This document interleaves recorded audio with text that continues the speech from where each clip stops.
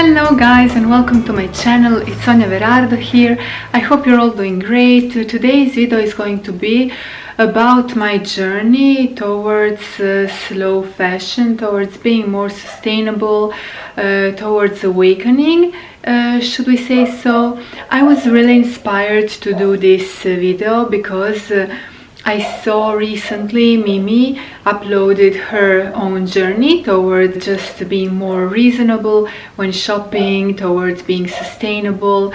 So I really recognize myself in a lot of things she included in her video, and to be honest with you, this video is something I've been wanting to film for a while now because there has been major changes in my life regarding fashion. So let's get started. Okay, so the major thing that was like a huge eye-opening for me was when I saw that anti-fast fashion documentary that's really life-changing and eye-opening, The True Cost.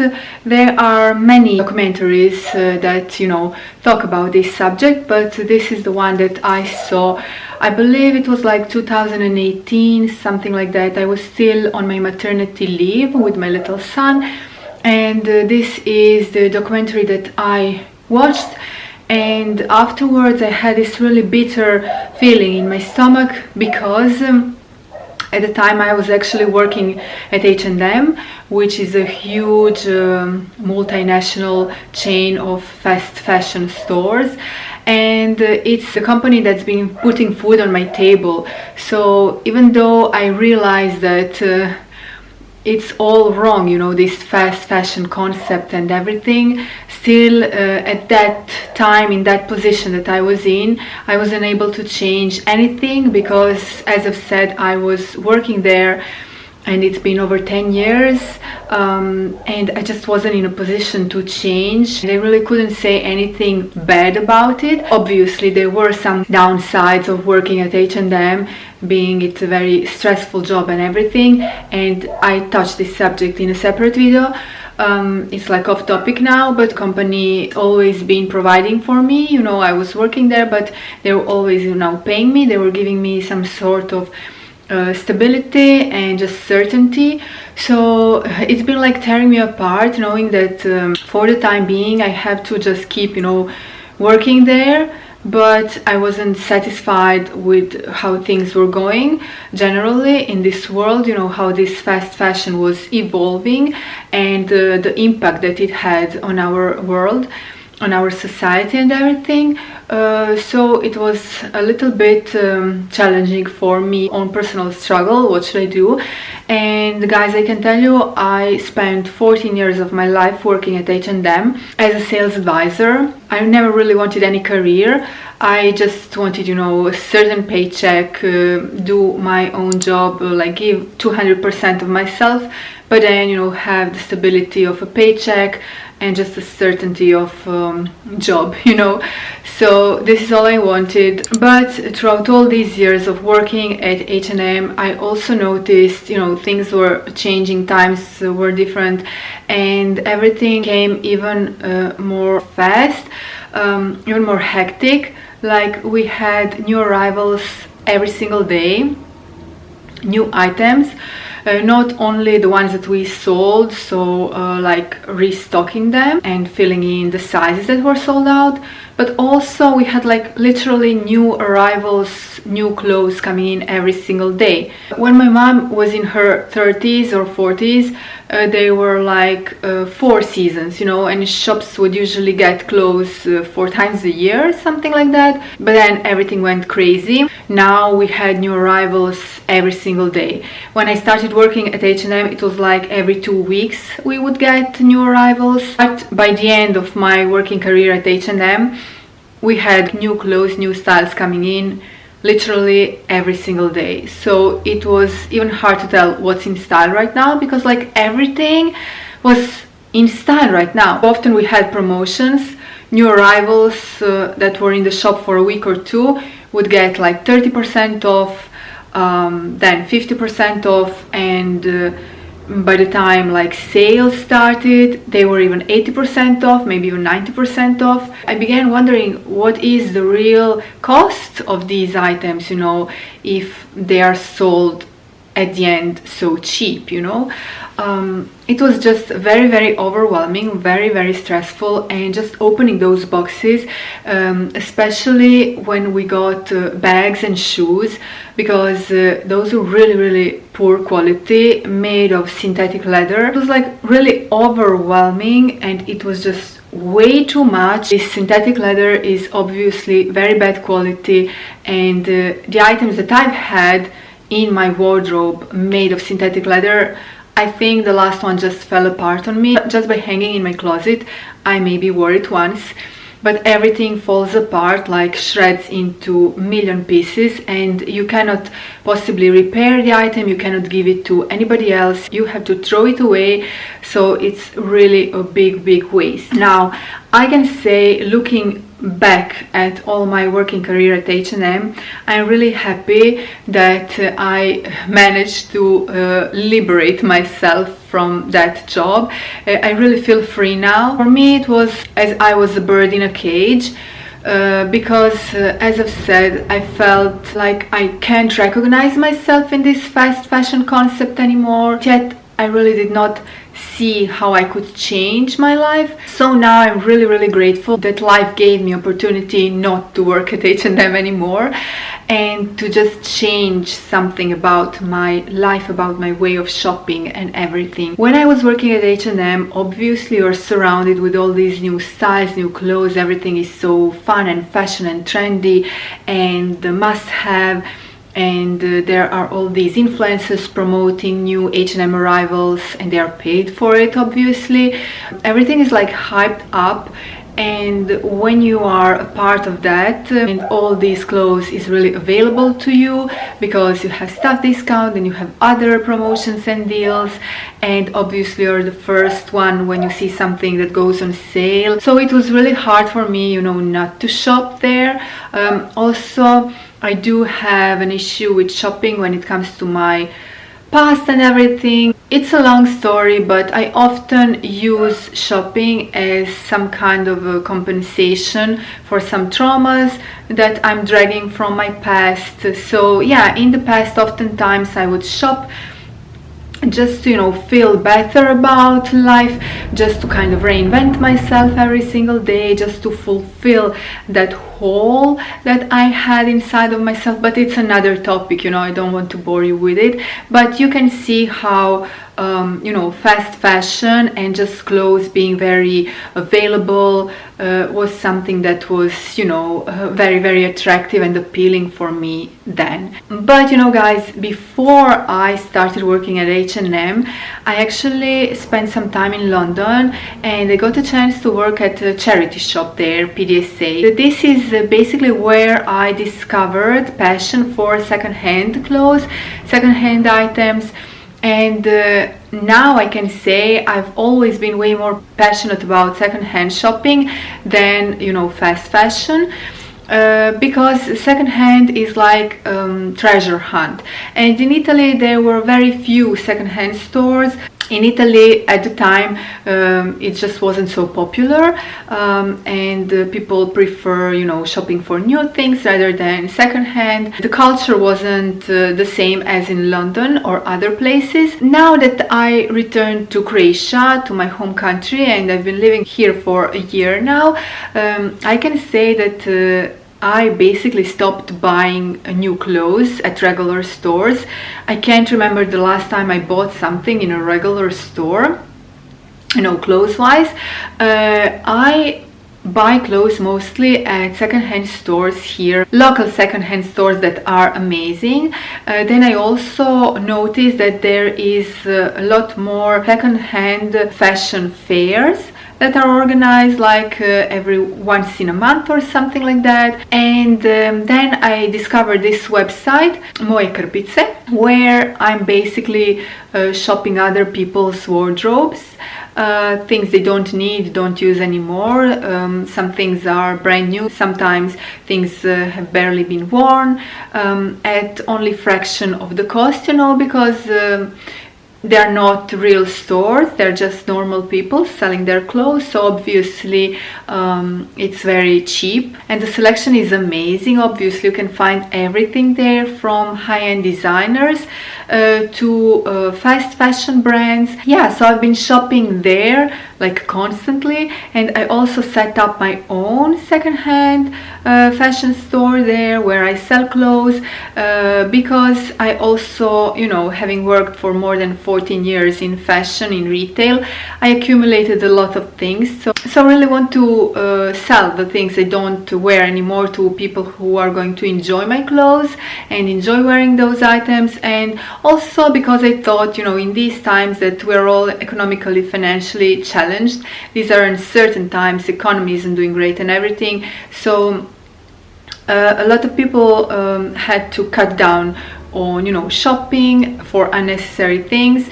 And I think if I can offer my new or barely worn clothes to somebody else for just you know, fraction of the price, for a change, you know, then I'm doing something nice for that person, and that person is going to, you know, be happy, cheerful. I can bring joy with a little superficial thing into that person's life, so obviously that makes me happy.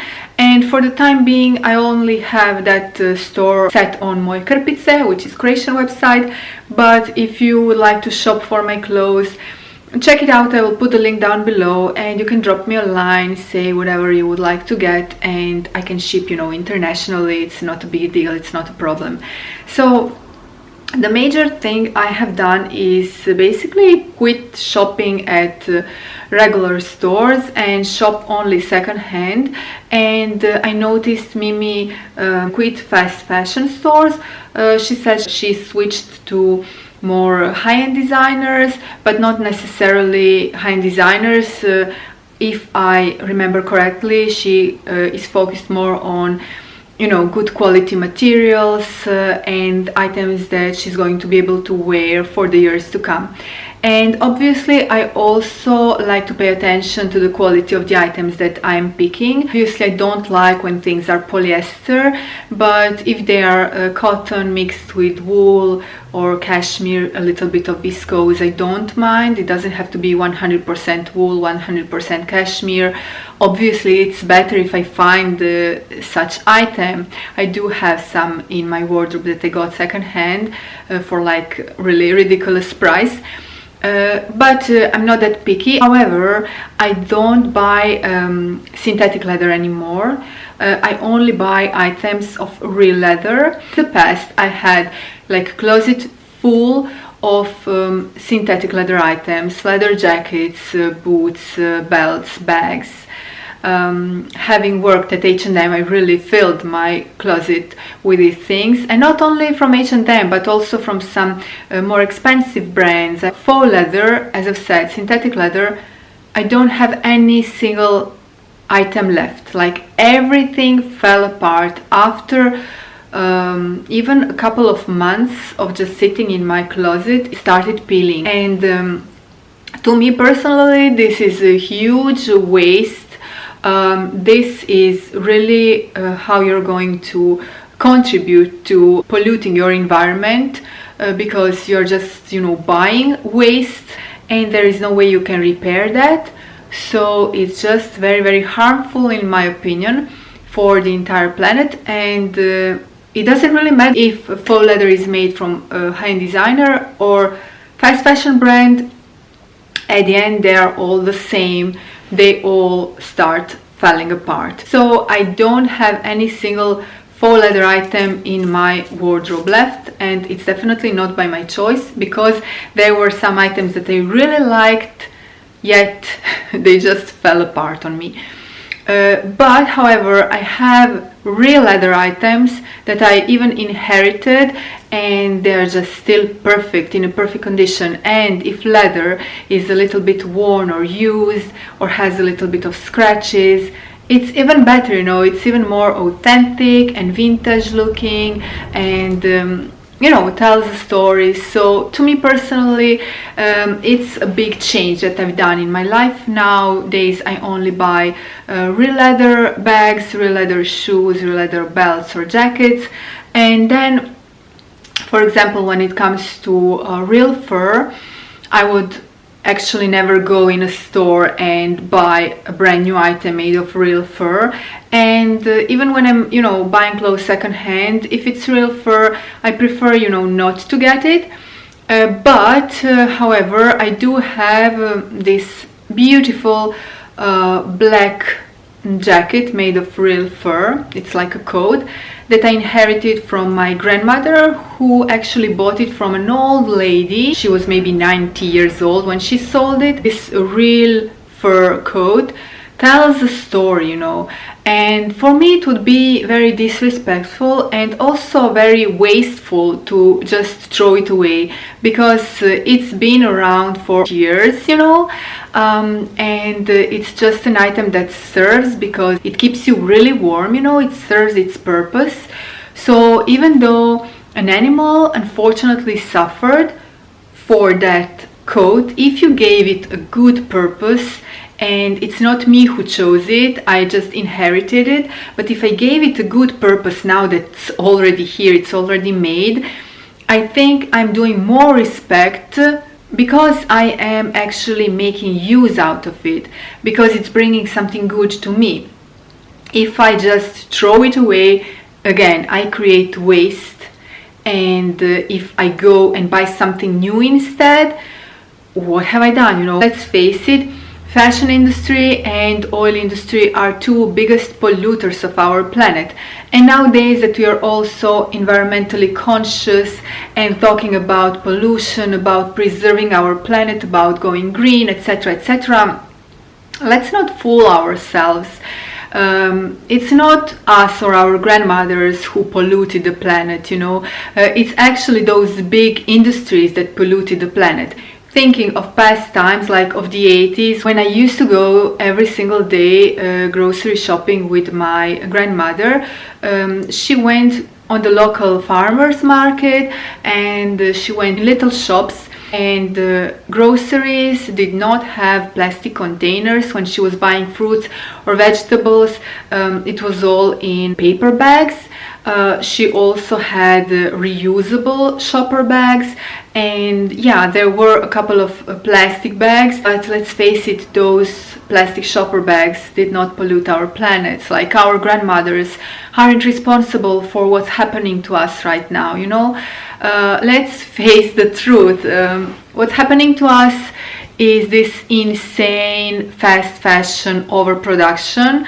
There are tons of waste of clothes on our planet, and we don't even know where to put it anymore, but we send it to poor countries who then just pile it on their ground. It's just horrible. And all the chemicals that are being used in the process of making faux leather items, in the process of making clothes, a lot of chemicals, a lot of water is polluted, a lot of water is used, a lot of energy is used. And obviously we can be more conscious and have our reusable shopper bags and separate our waste. But then when we go and shop at supermarkets, because supermarkets are here now, because there are no more little stores, because supermarkets ate little stores, you know what I mean? So we go in the supermarkets and they literally fill us up with plastic, like every single thing comes wrapped in plastic, and there is literally no alternative place to shop at. I hope there will be more alternative places to shop at. I definitely hope there will be more, because this way it's just like, are you kidding me? Like, you want me to be more sustainable in my everyday life, yet you are the one who corrupted everything, where have the little sellers gone? Why they had to close their stores? Because there are multinational companies who are so big and so huge that you just cannot be their competition. Also, when it comes to jewelry, I do not shop for low quality materials anymore, for jewelry that is going to tarnish within a week or two, and then I will have to throw it away. No matter how trendy it is, no matter how cool it is, I just don't do it anymore. I wear my gold and silver jewelry, pieces that I inherited, pieces that I've owned for years. Every once and then I will have a new addition to my jewelry collection, and I really love that the pieces that I wear you know, tell a story, such as for example these earrings. These earrings are a symbol of my hometown, Rijeka, Morčići. My grandmother gave them to me as a gift, together with a golden chain and a pendant, like a set. And she gave this to me as a present when I moved to Italy to live with my husband, and she just wanted me to remember her when I wore this jewelry, and also to remember the place where I come from. Obviously, how could I ever forget any of these things? So this is a set that she gave me. Then I have a lot of jewelry that tells a story, you know, gifts from my dear grandfather, my dad, my mom, my grandmother.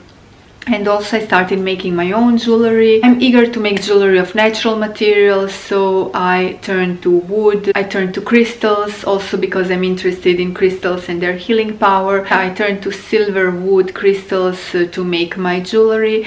So I think that's another way how I can, you know, express my creativity and also do something, you know, good and something beautiful. Something that is good quality and will last for years to come. So yeah, that's a little contribution, also a little change that I've made. So guys, that was my journey towards more sustainable fashion, towards more sustainable way of shopping. I think I did some major steps and some major improvements.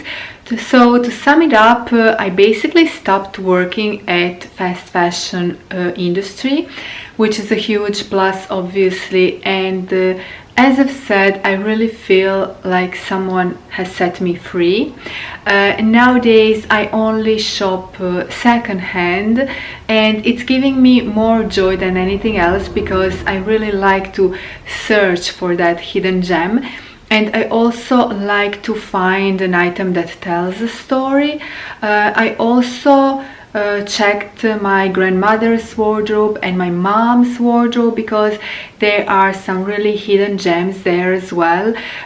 Obviously fashion is always evolving, but it's always repeating itself. Like there are fashion cycles that just repeat themselves. So clothes that were fashionable once when they were young, occasionally they go back in style. So obviously this is the clothes I want to keep in my wardrobe forever, because it has sentimental value, and also because those clothes, those vintage items are really made of better quality, because clothes back then was actually or handmade or made to last, well, at least more than a couple of months.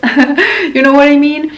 So those items are just a totally different story from what it is now here on the market. When I'm shopping secondhand, I don't exclude fast fashion brands.